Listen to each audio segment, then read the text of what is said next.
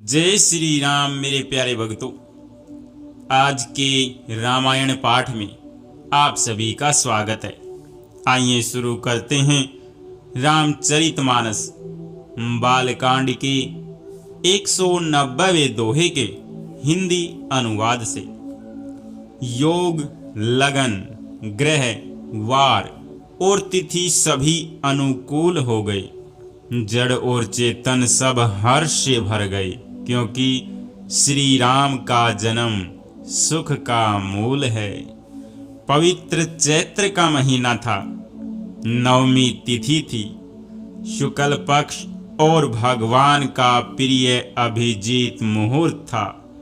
दोपहर का समय था, न बहुत सर्दी थी न धूप यानी गर्मी थी। वह पवित्र समय सब लोगों को शांति देने वाला था।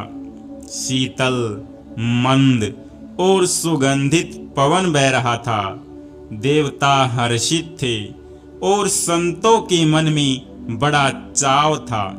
वन फूले हुए थे, पर्वतों के समूह मणियों से जगमगा रहे थे और सारी नदियां अमृत की धारा बहा रही थी। जब ब्रह्मा जी ने वह भगवान के प्रकट होने का अवसर जाना, तब उनके समेत सारे देवता विमान सजा सजा कर चले। निर्मल आकाश देवताओं के समूह से भर गया। गंधर्वों के दल गुणों का गान करने लगे और सुंदर अंजलियों में सजा सजा कर पुष्प बरसाने लगे। आकाश में घमाघम नगाड़े बजने लगे। नाग, मुनि और देवता स्तुति करने लगे और बहुत प्रकार से अपनी अपनी सेवा यानी उपहार भेंट करने लगे।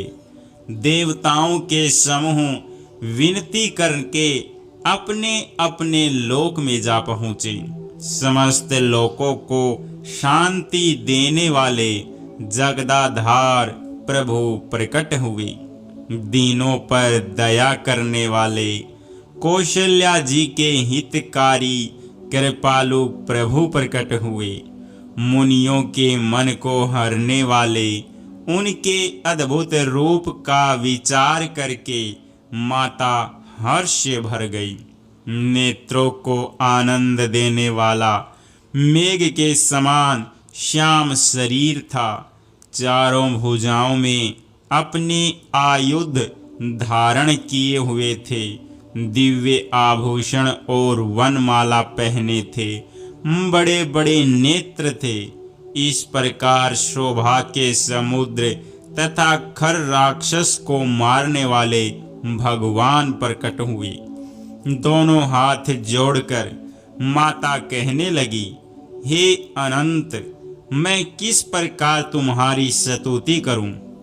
वेद और पुराण तुमको माया, गुण और ज्ञान से परे और परिमाण रहित बतलाते हैं। श्रुतियां और संतजन दया और सुख का समुद्र, सब गुणों का धाम कहकर जिनका गान करते हैं, वही भक्तों पर प्रेम करने वाले लक्ष्मीपति भगवान मेरे कल्याण के लिए प्रकट हुए हैं। वेद कहते हैं कि तुम्हारे प्रत्येक रोम में माया के रचे हुए अनेकों ब्रह्मांडों के समूह भरे हैं। वे तुम मेरे गर्भ में रहे। इस हंसी की बात के सुनने पर धीर यानी विवेकी पुरुषों की बुद्धि भी स्थिर नहीं रहती, विचलित हो जाती है। जब माता को ज्ञान उत्पन्न हुआ, तब प्रभु मुस्कुराए। वे बहुत प्रकार के चरित्र करना चाहते हैं, अतः उन्होंने पूर्व जन्म की सुंदर कथा कहकर माता को समझाया, जिससे उन्हें पुत्र का वात्सल्य प्रेम प्राप्त हो, भगवान के प्रति पुत्र भाव हो जाए।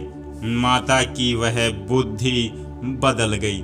तब वह फिर बोली, हे तात, यह रूप छोड़कर अत्यंत प्रिय बाल लीला करो। मेरे लिए यह सुख परम अनुपम होगा। माता का यह वचन सुनकर देवताओं के स्वामी सुजान भगवान ने बालक रूप होकर रोना शुरू कर दिया। तुलसीदास जी कहते हैं, जो इस चरित्र का गान करते हैं वे श्री हरि का पद पाते हैं और फिर संसार रूपी कूप में नहीं गिरते। ब्राह्मण, गौ, देवता और संतों के लिए भगवान ने मनुष्य का अवतार लिया। वे अज्ञानमयी मलिना माया और उसके गुण सत्य, रज, तम और बाहरी तथा भीतरी इंद्रियों से परे हैं। उनका दिव्य शरीर अपनी इच्छा से ही बना है, किसी कर्म बंधन से परवश होकर त्रिगुणात्मक भौतिक पदार्थों के द्वारा नहीं। बच्चे के रोने की बहुत ही प्यारी ध्वनि सुनकर सब रानियां उतावली होकर दौड़ी चली आई। दासियां हर्षित होकर जहां तहां दौड़ी। सारे पूर्ववासी आनंद में मग्न हो गए। राजा दशरथ जी पुत्र का जन्म कानों से सुनकर मानो ब्रह्मानंद में समा गए। मन में अतिशय प्रेम है, शरीर पुलकित हो गया। आनंद में अधीर हुई बुद्धि को धीरज देकर और प्रेम में शिथिल हुए शरीर को संभाल कर वे उठना चाहते हैं। जिनका नाम सुनने से ही कल्याण होता है, वही प्रभु मेरे घर आए हैं। यह सोचकर राजा का मन परम आनंद से पूर्ण हो गया। उन्होंने बाजे वालों को बुलाकर कहा कि बाजा बजाओ। गुरु वशिष्ठ जी के पास बुलावा गया। वे ब्राह्मणों को साथ लिए राजद्वार पर आए। उन्होंने जाकर अनुपम बालक को देखा, जो रूप की राशि है और जिसके गुण कहने से समाप्त नहीं होते। फिर राजा ने नांदी मुख श्राद्ध करके सब जात कर्म संस्कार आदि किए और ब्राह्मणों को सोना, गौ, वस्त्र और मणियों का दान दिया। ध्वजा, पताका और तोरणों से नगर छा गया। जिस प्रकार से वह सजाया गया उसका तो वर्णन ही नहीं हो सकता। आकाश से फूलों की वर्षा हो रही, सब लोग ब्रह्मानंद में मग्न हैं। स्त्रियां झुंड की झुंड मिलकर चली। स्वाभाविक श्रृंगार किए ही वे उठ दौड़ी। सोने का कलश लेकर और थालों में मंगल द्रव्य भरकर गाती हुई राजद्वार में प्रवेश करती हैं। वे आरती करके निछावर करती हैं और बार बार बच्चे के चरणों पर गिरती हैं। मागध, सूत, वंदीजन और गवैये रघुकुल के स्वामी के पवित्र गुणों का गान करते हैं। राजा ने सब किसी को भरपूर दान दिया। जिसने पाया उसने भी नहीं रखा, लुटा दिया। नगर की सब गलियों के बीच बीच में कस्तूरी, चंदन और केसर की कीच मच गई।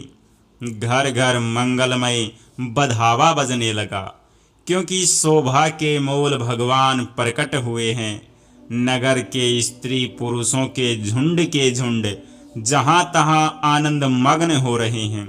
केकई और सुमित्रा, इन दोनों ने भी सुंदर पुत्रों को जन्म दिया। उस सुख, संपत्ति, समय और समाज का वर्णन सरस्वती और सर्पों के राजा शेष जी भी नहीं कर सकते। अवधपुरी इस प्रकार सुशोभित हो रही है, मानो रात्रि प्रभु से मिलने आई हो, और सूर्य को देखकर मानो मन में सकुचा गई हो, परंतु फिर भी मन में विचार कर वह मानो संध्या बनकर रह गई हो। अगर की धूप का बहुत सा धुआं मानो संध्या का अंधकार है, और जो अबीर उड़ रहा है वह उसकी ललाई है। महलों में जो मणियों के समूह हैं वे मानो तारागण हैं। राजमहल का जो कलश है वही मानो श्रेष्ठ चंद्रमा है। राजभवन में जो अति कोमल वाणी से वेद ध्वनि हो रही है, वही मानो समय से समयानुकूल सनी हुई पक्षियों की चहचहाट है। यह कौतुक देखकर सूर्य भी अपनी चाल भूल गए। 1 महीना उन्होंने जाता हुआ न जाना, अर्थात उन्हें 1 महीना वहीं बीत गया। महीने भर का दिन हो गया। इस रहस्य को कोई नहीं जानता।